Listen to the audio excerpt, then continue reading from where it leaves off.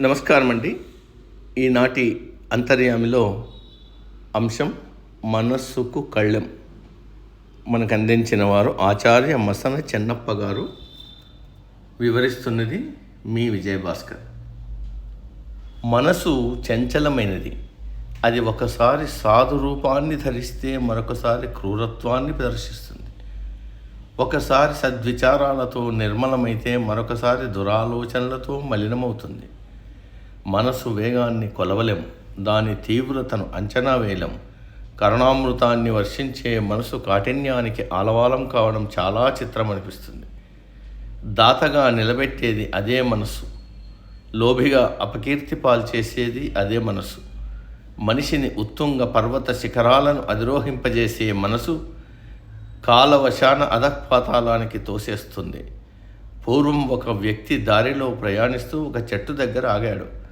అతడికి ఒక డబ్బు సంచి కనిపించింది. బహుశా ఎవరో బాటసారులు అక్కడ దాన్ని మరిచిపోయారని భావించిన ఆ వ్యక్తి కొంతసేపు అక్కడే ఆగిపోయాడు. అంతలో డబ్బు సంచి పోగొట్టుకున్న వ్యక్తి అక్కడికి రాగా అతడు దాన్ని ఇచ్చివేసి తన సద్బుద్ధిని ప్రకటించుకున్నాడు. అదే వ్యక్తి తిరిగి ప్రయాణం సాగించి ఒక ఊరికి చేరుకుని ఆకలి కావడంతో పూటకూళ్ళమ్మ ఇంట్లో బస చేశాడు. భోజనం చేస్తుండగా అతడి మనసు తాను తింటున్న వెండి పళ్ళెం మీద పడింది. అన్నం తిన్న తర్వాత అతడు ఎలాగో దాన్ని తస్కరించి ప్రయాణం సాగించాడు. చూశారా, ఒకసారి తప్పు చేయని మనసు మరొకసారి చేయడానికి సాహసించింది. కనుకనే మనసు నమ్మదగింది కాదు.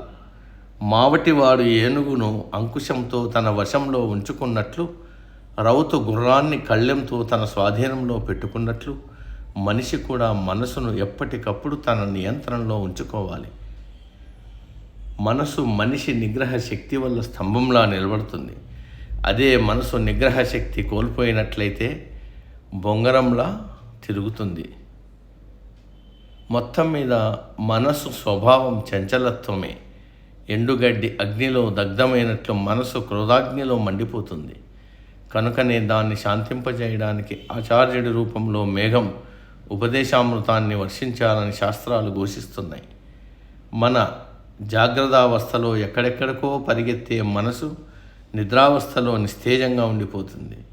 స్వప్నావస్థలో కలలు కంటుంది. నిద్రావస్థలో మనిషి ఆనంద స్థితిలో ఉండగా మనసు ఏమీ చేయలేని స్థితిలో ఉండిపోతుంది. అసలు మనసు ఉందా లేదా అనే అనుమానానికి తావిస్తుంది. జాగ్రత్తావస్థలో మనల్ని ఇబ్బంది పెట్టే మనసు మనం చెప్పినట్లు వినాలంటే మనం నిగ్రహ శక్తిని కలిగి ఉండక తప్పదు. స్వప్న స్థితిలో మనసు ఎన్నో వస్తువులను చూపిస్తుంది, ఎన్నో లోకాలకు పరిగెత్తుతుంది. నిజానికి ఆ వస్తువులు కానీ లోకాలు కానీ మన ఎరుకలోనివే. అయితే నిద్రాస్థితిలో మనకు తెలియకుండానే నియంత్రణలో ఉండే మనసును జాగ్రత్తావస్థలో మన నియంత్రణలోకి తెచ్చుకోవాలి. అందుకుగాను మన మనస్సును భగవంతుడి ధ్యానం వైపు మళ్లించాలి. మనసులో వివేకాన్ని, వైరాగ్యాన్ని నింపుకోవాలి. అప్పుడే చంచలమైన మనసు మనకు సుఖదాయకమవుతుంది. సమాప్తం. సర్వే జన సుఖినో భవంతు. అందరూ బాగుండాలి, అందులో మనం ఉండాలి.